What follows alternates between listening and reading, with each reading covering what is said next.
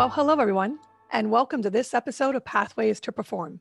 This is your host, Kiesha Lalama. Today's guest is an amazing human being. He is everything to so many different people and serves so much of our region and our community. He is a podcast host. He's an educator. He is a father. He is a husband. He's a pilot. He is amazing. And he is a profound leader who really focuses all of his energy on purpose.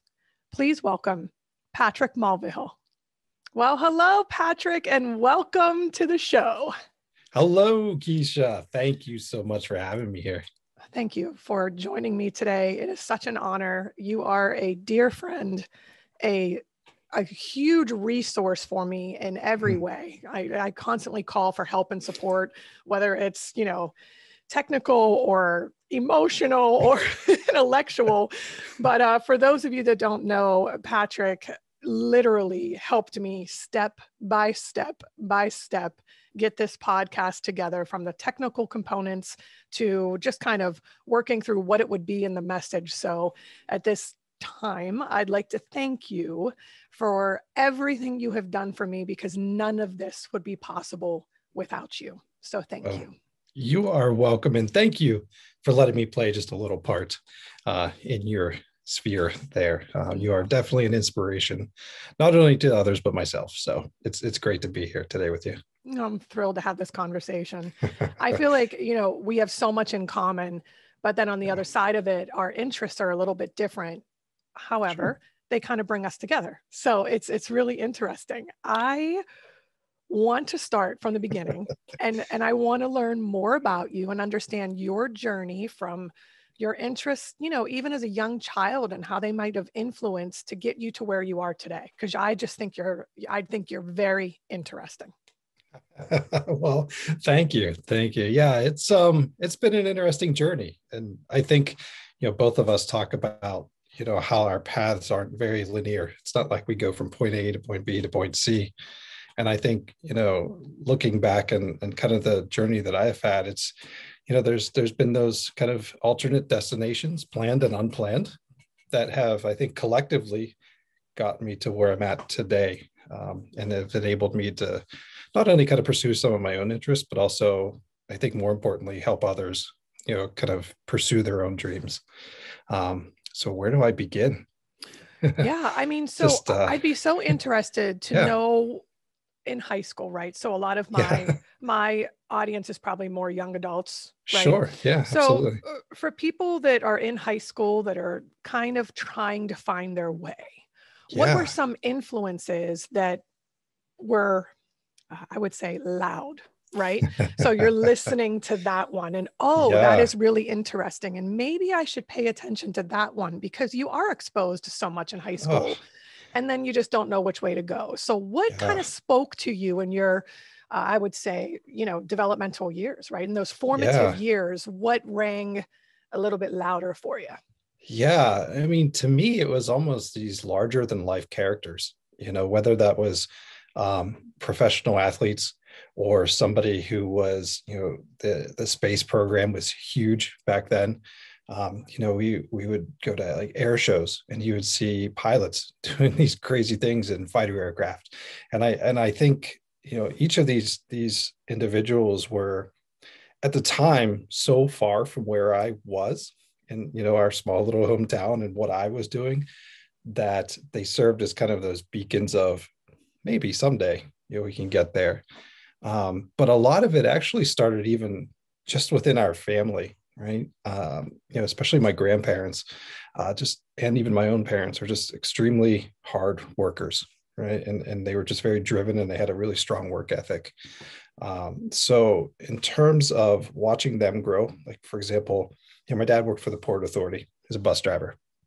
Right. My mom worked at an insurance agency, but we never wanted anything. We always had a great home, and they were always encouraging me to, just go out and try new things, so that combination of seeing these individuals around us and seeing them on magazines or TV, and then also just that support at home.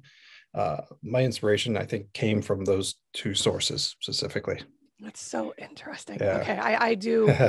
I have that parallel with you in that the fact Yeah. that my parents were always there, helping, Yeah. encouraging, supporting, saying, check this out, maybe explore this. Mhm. But the constant guiding light, Yeah.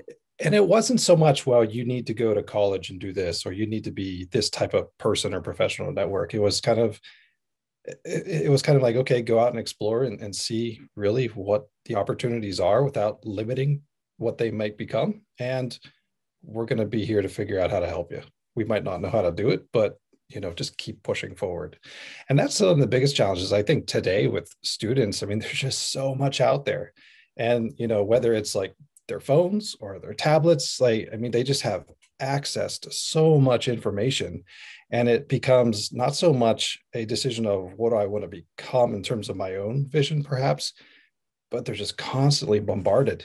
Right. And it's Yeah. like, what do I do? Yeah. I mean, they're overstimulated, oversaturated. Absolutely. And and it's the same kind of thing with my parents. They knew that I was gravitating toward gymnastics and dance. Yeah. And so then, it's the same exact thing, exactly what you said. I don't know what that is, but I'll take you there. Yeah. And, Right. and they did that so you could kind of reveal or discover or uncover Yes. whatever those interests were. Yes. And today it's more challenging because there's so much coming at them Mm-hmm. that how do you know I think you have to follow your gut, what your gut Yeah. instinct attraction is. Oh, at the end of the day. And I see that challenge where, students come and they even get to our world where they're in college. And it's like, well, my parents have said this, or, my peers are doing this. So I just did that. And they get into a position where it's, 3 years down the road, I don't like this. Like, well, again, let's talk about you. And that's why it's so important. Like you said, every time, we get new students coming to our university, my first conversation with them is, tell me your dreams. What, I don't care about limits. Just tell me, what do you love to do? What are your passions? What are your hobbies? And then let's talk about maybe what career path might be right. Yeah, you're here for business, but you know what? Maybe you need to be on a stage somewhere, right? I don't care what you do, just as long as you love it.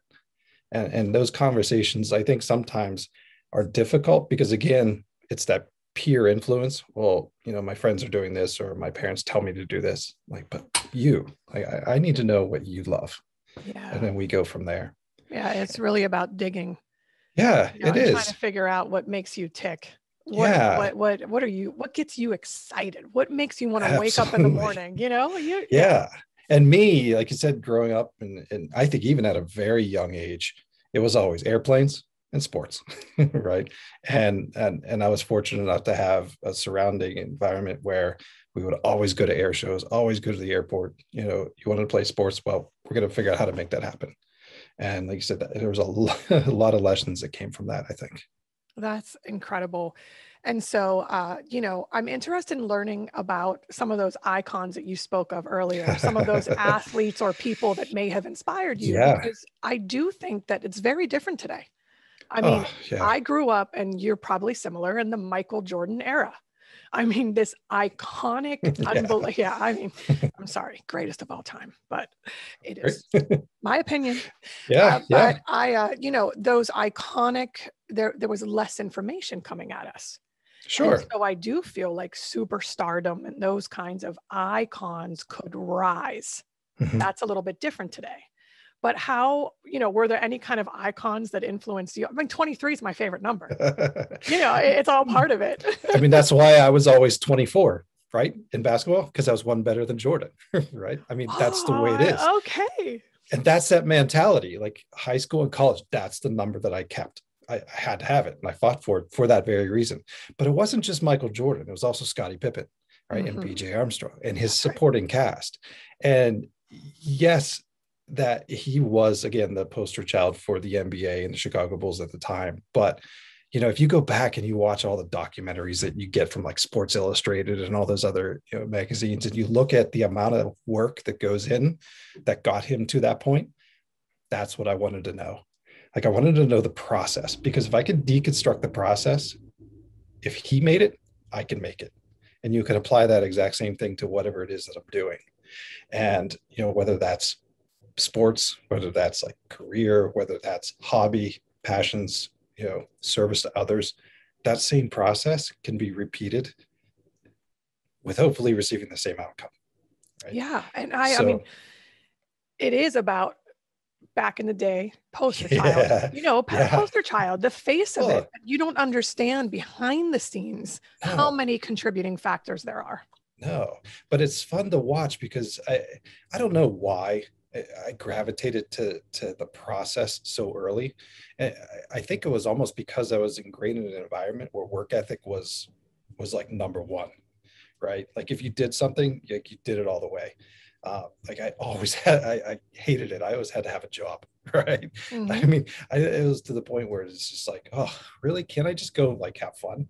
Which I mean, you had fun, but at the same time, like I'm so appreciative now of that environment growing up, more so maybe than I was at the time. But you look at people like Michael Jordan or some of the aviation influence, or even going back to my grandparents, right? I mean, it's just I always remember even they may have been like 70 or so at the time, but I mean they still worked part-time just because they wanted to be out there and engaging and doing something, right? And even into high school, this is kind of getting into sports, but I can remember I would just go to the basketball court and literally I would play all day, like 7 or 8 hours.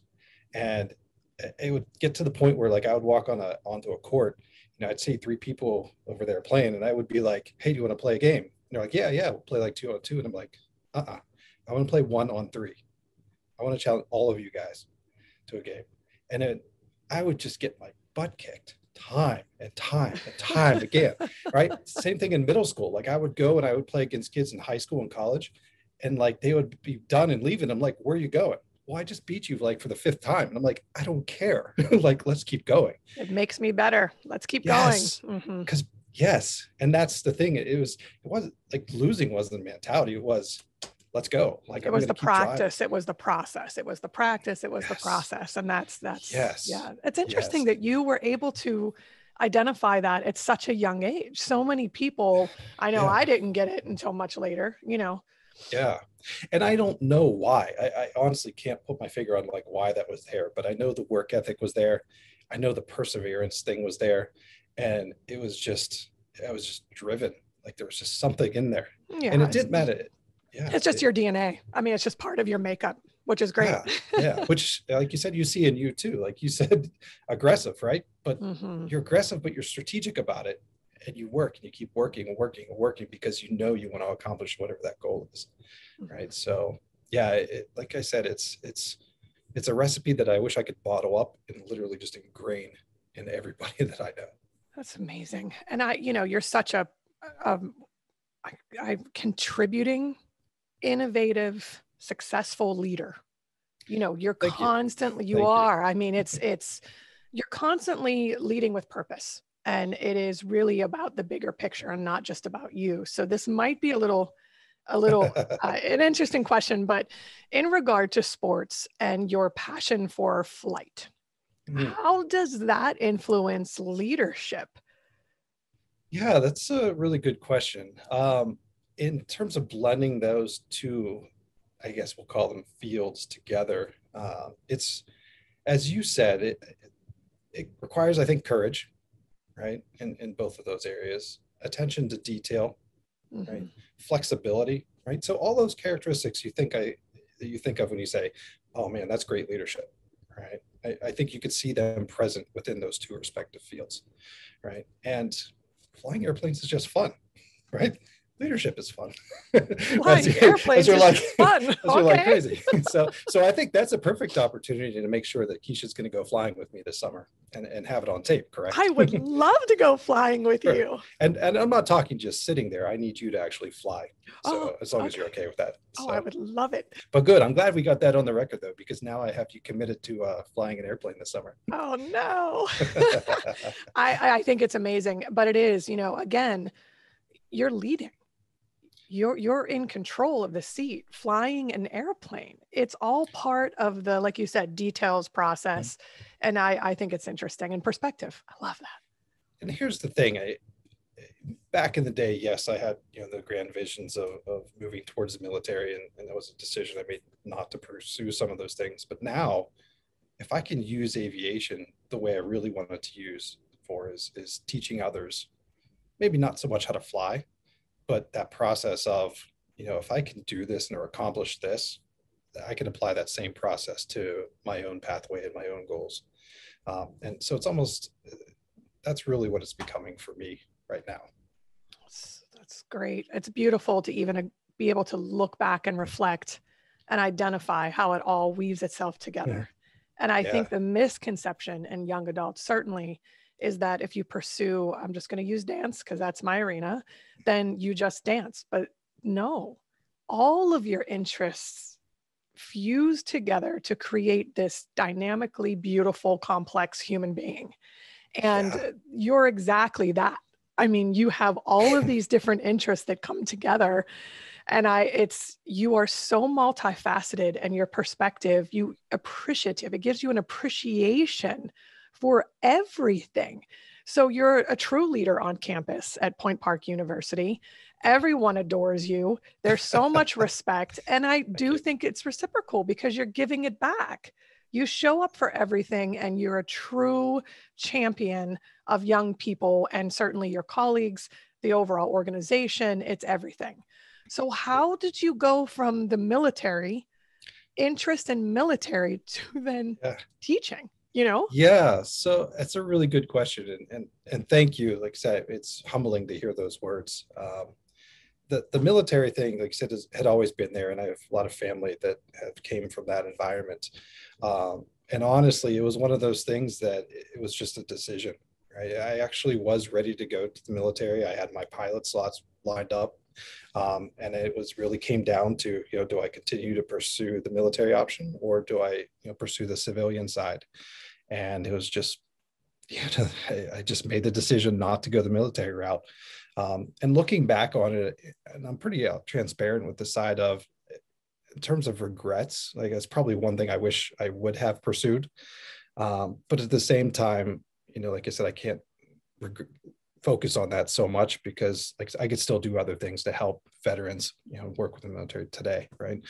So I ended up on the civilian side, and just literally quit my job from the corporate world, and took the big leap of faith and did all my training. And then what ended up happening was 9/11 happened, right? Unfortunately.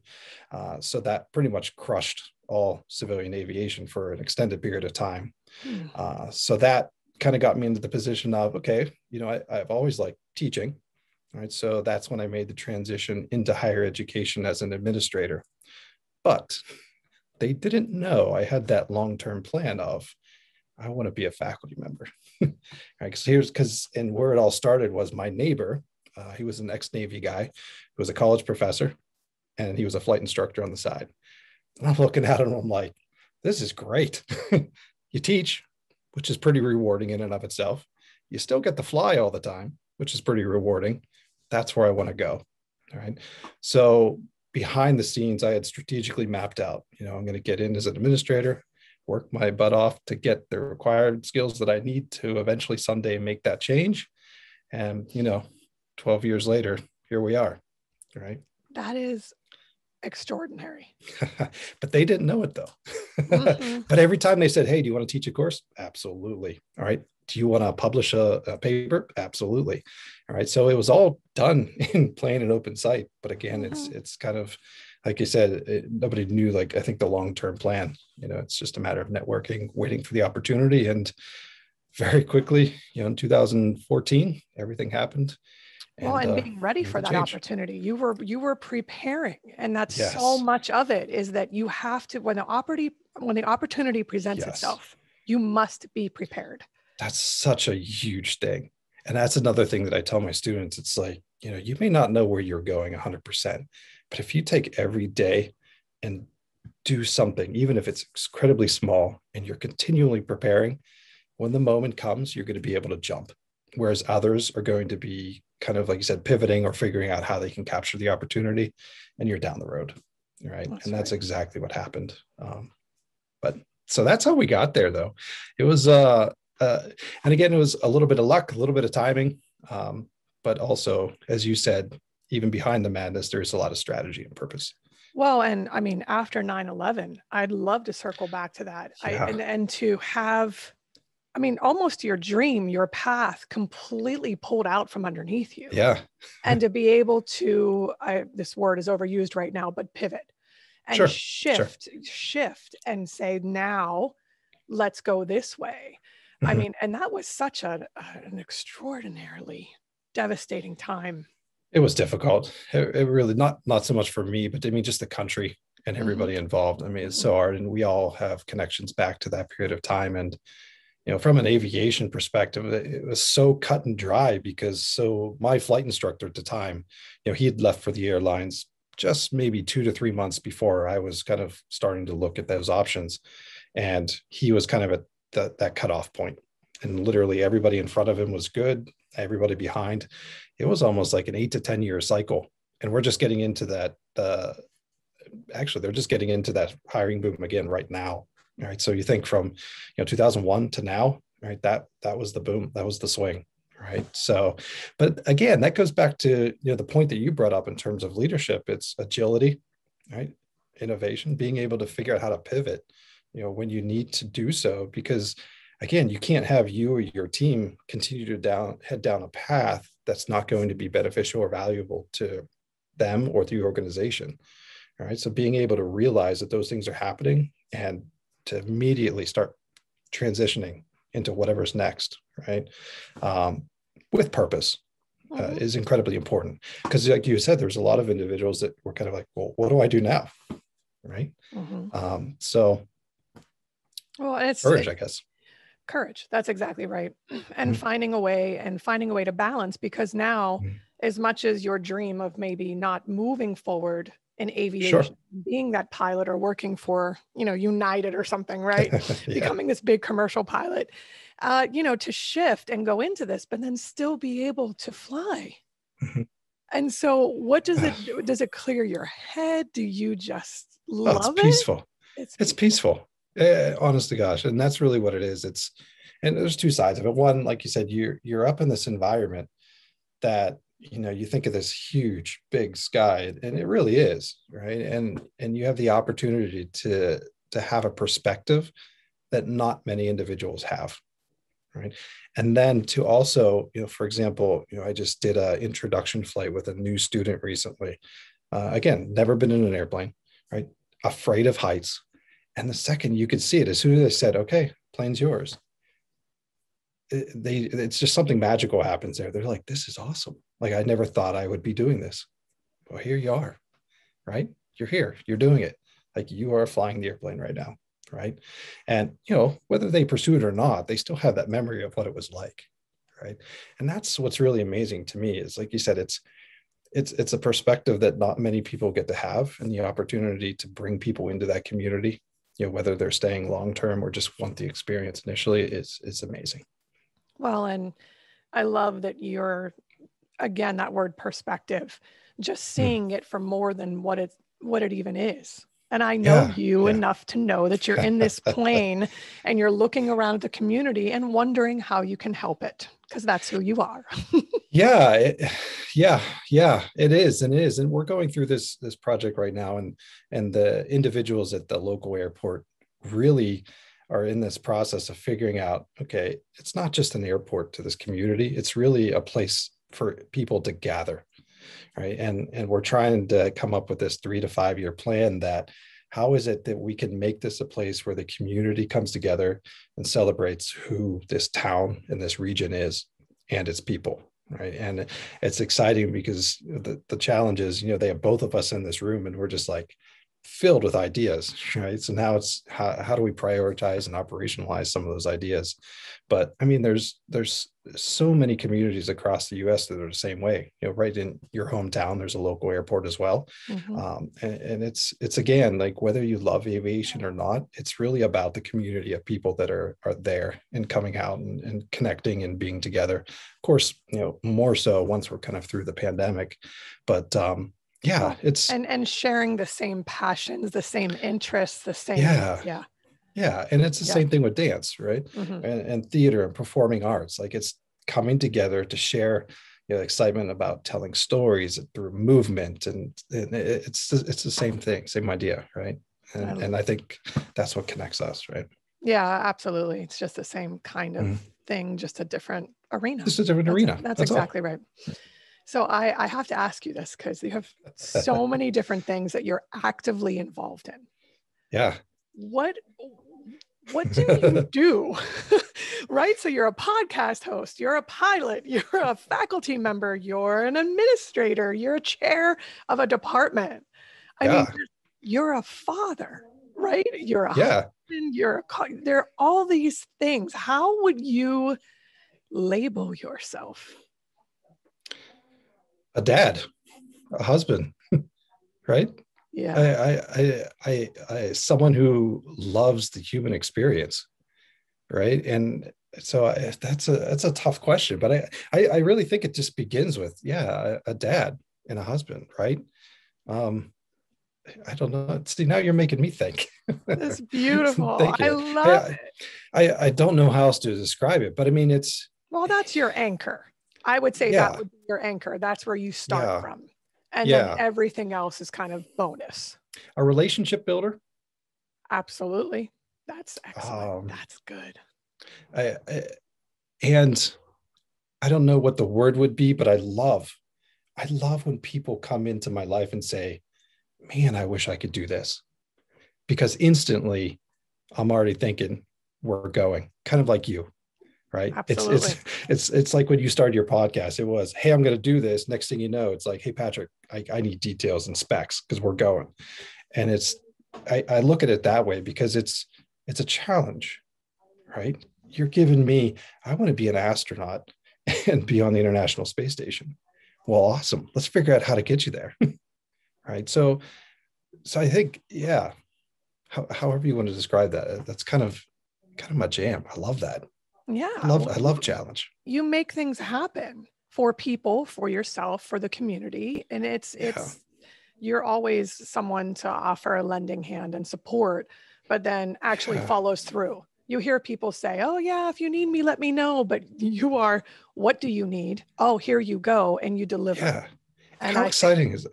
yeah, I think you're right, though. I mean, that's such an exciting opportunity, however you call that role.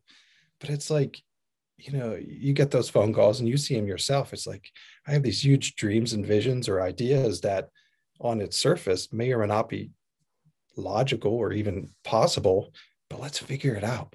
There's mm-hmm, got to be a way to do it. yeah, And I think you and I have had conversations just even within our own respective roles in the university where, you know, this would be such a cool thing to do. So let's figure it out. And we've done that, you know. well, and every time you take that risk, you spoke earlier about the Sure. word courage. You are Yeah. doing something for the betterment, right? You're making positive change. And by you helping me, now we're reaching young adults. And so Oh, it's that's those, huge. that's fun. I mean, that's what it's all about. Yeah. That's what it's all about. Yeah. And it's awesome because again, like you said, and even with your podcast, I mean, what I've done is it's such a small role in getting and helping you move forward, Okay, but this it's is like not true, everybody. Please don't listen to him. This microphone that I'm speaking into, the headphones that I have in, step by step, and he even took it further in regard to, let me just copy and paste this so she doesn't have to look it up. So well, literally step by step by step. So again, you are so humble, but I am forever grateful for oh, everything. thank you. Yes. Thank you. And that's really why we do what we do. Like even whether it's performing arts or business or aviation or family or communities, it's, tell me, those dreams, those visions and their aspirations, and let's figure out how to get you on a pathway to make them happen. Mm-hmm. Right. Mm-hmm. And like you said, to me, that's exciting to do. Right? Well, and so what's your favorite thing about teaching and your job at Point Park University? Oh, teaching at Point Park. I love our students and I love our faculty. I know the word gritty comes up periodically, but I kind of gravitate to, we're very passionate. Uh, and even though we come from completely different academic environments or backgrounds or visions, I love the interdisciplinary approach that we have in our university. Like the fact that I have, for example, conservatory students in my business classes, I love it. Share me your perspective, because there's so much you could bring to the table when we're talking about management or leadership or just starting your own business, right? That collective wealth of experience and perspective is such an awesome thing. And, I think that's the thing that I love the most. And it's also very authentic and genuine, Mm-hmm. which is something that I don't think that I have experienced anywhere else. And I'll also go back and I did a lot of my original dissertation research around the conservatory and how the conservatory kind of came to fruition. That's how I met you. And that's exactly how Yeah. we met, because That's you how were we one of met. the Yeah. individuals I met the interview. But again, there's something palpable when you walk into the conservatory. It doesn't matter your major, what you're doing. Like, you could feel this energy, this vibe, this presence. And from the very beginning, like, that is what I have always clinged to in terms of when I think about our students and our university and our organization. It doesn't matter what you're studying, like, that vibe and that energy is what I love. It's awesome. Well, I feel like there's so much good that can come from collaboration. Oh yeah. That crossover, the listening and learning of, Yeah. again, that word, I guess this word is perspective today, but Yeah. just, Yeah. and it's you helping me through the business component of this podcast and the technology and these kinds of things. But then the artistry influences in a different way. And when you start bringing people together with different ideas, that's when magic happens. It does. It is such an amazing thing. And it's awesome when you can step back and kind of watch it happen, because, you'll start with, ideas that maybe not be fleshed out yet, and maybe some visions here or there. But then when you have people come together, the end result is 100 times better, Mm-hmm. because you just add talent and effort and energy and perspective from these collective backgrounds. And, just amazing things happen.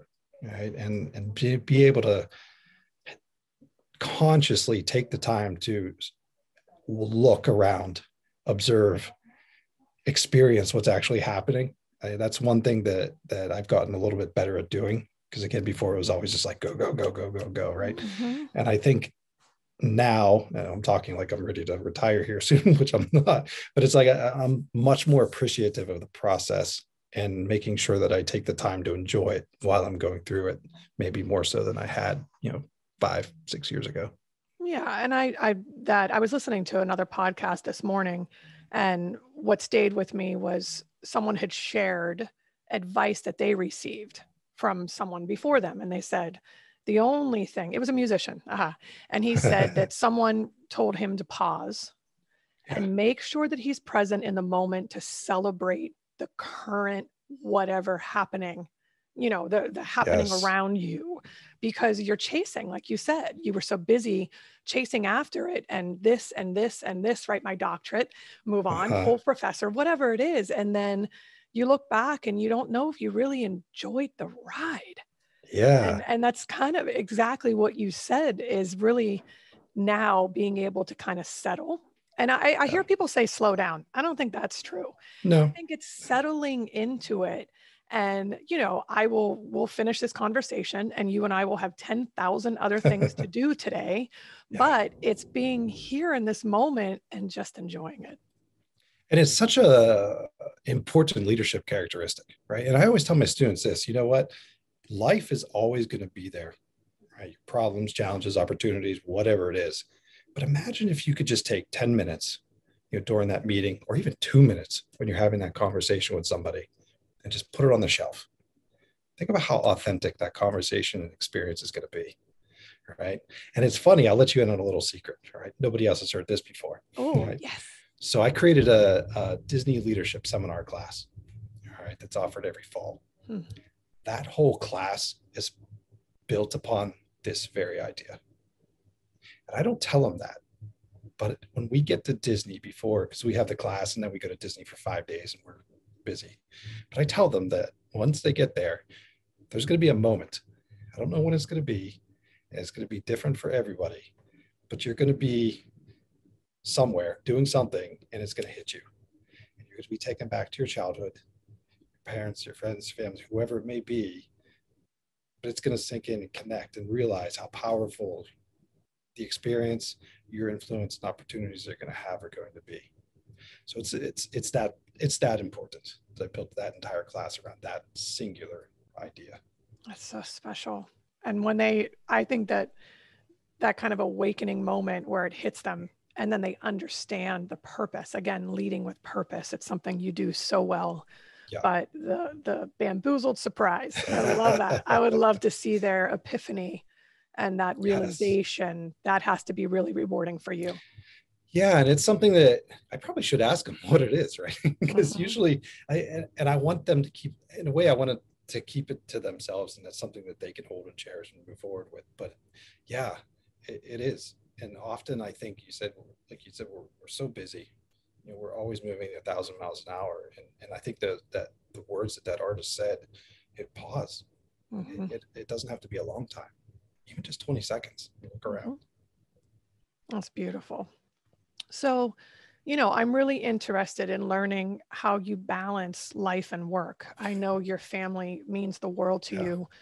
Your wife, your children, even your friends and your extended family. I know how much you value family. How do you balance your time doing all of these different things? And, of course, living the best dad life. Yeah. It's so important. It's so important, It is. And I think my ability to balance is in the perspective of who I'm around, right? Because I know my wife is always saying, you're working too much, or, when are you going to take time to disconnect, and et cetera. But, I think, we all have had those conversations, right? It's one of those things. It's almost, just, we were talking about, going swimming or exercising, it's gotten to the point where I literally, for me, I almost just schedule it in, right? So I know it, at 6 or 6:30 or 7, like I just have to stop, right? And it's, in all honesty, something that I still struggle with, because again, I go back to, and we talked about this before, the variable of time, right? I'm looking at the amount of time that I'm going to be effective in terms of my life to get things accomplished. And I kind of always go back to, man, if I could just help get this project running or that project running. So it's certainly something that I still struggle with. But like you said, I just have to put in those kind of hard starts and stops during the day.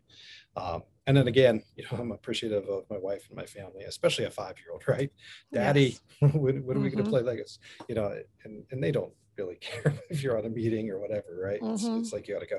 I can't turn that away, right? If you're going to, if he's going to ask me to go play Legos, of course I am. Of course we're going to play Legos. Yeah, absolutely. So I think it's, it's certainly something that I'm far from being good at doing.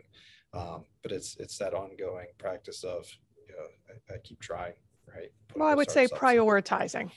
Yeah. So it's, I got to get this project done, but now I'm going to play Legos, and trying not to allow the other stress to creep into a moment of, just being present as a dad. Yeah.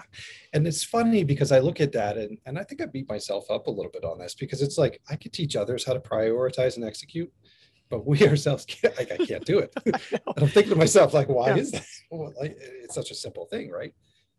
Well, but that's that phrase, practice what you preach. That was definitely created for people that don't practice what they preach, or they try. I think we genuinely try, but it's one of those things that, I definitely, I'm glad I have the system around me, like I said, with kids either asking me to quit working so much, or a wife just gentle nudging and reminding. So it's a work in process. Yeah. Well, and you are driven with passion. And so to try to ease that is difficult, to slow down. It's hard to throttle that back, because, as you're the exact same way. It's like, the second somebody plants an idea in my head, I might be building Legos here. And yes, I'm paying attention to this, but at the same time, I'm thinking, okay, here's what I want to do, step A, B, and C, like now, right? Even before we wake up tomorrow. It's just, I can't break that. It's very difficult for you and I to rest. We can't. No, I can't do it. People tell me all the time, and I know this answer for you. People are like, do you meditate? No, No. No, I've Nothing tried. against meditation. No, nothing against it at all. I have tried, and I listen to these guided, right? And it's now you are breathing. And then I have 14 things creeping in my head. Like, you have this report due. Don't forget to do this. And then I'm like, no, Yes. I'm breathing. I Oh, know. it'd It's be just very like funny for you and I to try to meditate in a room with a guided person. you and I need to record something in a yoga class or a meditation class, because I Just think for fun. that would just be hilarious. I would be sitting there with my eyes closed looking at you like, what are you doing? Like, hey Kiesha, I got this idea. Since we have a few minutes in this class here, can you run something by you? But don't you feel that those 20 seconds that you're even talking about, that's when the new idea comes? That's the problem. That's the problem. But I don't think it's, yeah. You give either one of us like 20 seconds or 5 minutes of freedom. It's like, oh, what can I create? Yeah. Right. Yep. That's so fun. So yeah. But getting us in a yoga class could be very terrifying. Oh, this is happening. This is definitely, listen, I tried yoga and this power flow yoga because I thought it might be more aggressive. And it's no, I honestly have never, I've never even tried. Life work balance it's tough. And I guess, but step one would be being present in the moment and not throwing that time away. So well, that's the biggest thing. And that's where I'm appreciative. And again, this past year was difficult health-wise and pandemic-wise for a lot of individuals. But on the positive side, the extra time we were given with our families was just amazing. Yeah, right? That's exactly right. You don't get that, right? And that's the idea. No, and it's just again appreciation for humanity and life and the experiences that were granted. And just being okay with that is and messy houses and the whole 9 yards. It is what it is. That doesn't change, by the way. My kids are 20 something and it doesn't change. So yes. I would love to know, just in our closing here, what advice do you have for young people chasing their dreams? There are so many dream chasers out there. Maybe they're not sure or hesitant, or do I really go after this? I always hear about the backup plan, right? As you do too. What kind of advice? You have so much to offer. What advice do you have for our audience? Yeah. So, the biggest thing that I can offer to your audience is really, again, go back to that idea of your vision might not be 100% clear yet of where you're going, and others you might be exactly on the path, where you're going, but again, life is not a very linear point A, point B, point C process, and as soon as you realize that there's going to be some alternate destinations and other intermediary steps along the way, as long as you are making progress each day, even if it's in a really, really small way, right? When you arrive at that intersection of opportunity, you're going to be ready to go. All right. And it's a matter of, measuring and celebrating those small successes and knowing that you're not going to take big leaps all the time. So just keep pushing, keep moving forward and celebrating those small moments with the vision always there at the end, and enjoy the journey, because there's so much opportunity and awesome people around the world that are willing to help you engage and that you can learn from. Just enjoy the process and the journey, because it's part of the experience. What great advice. Thank you so much for that.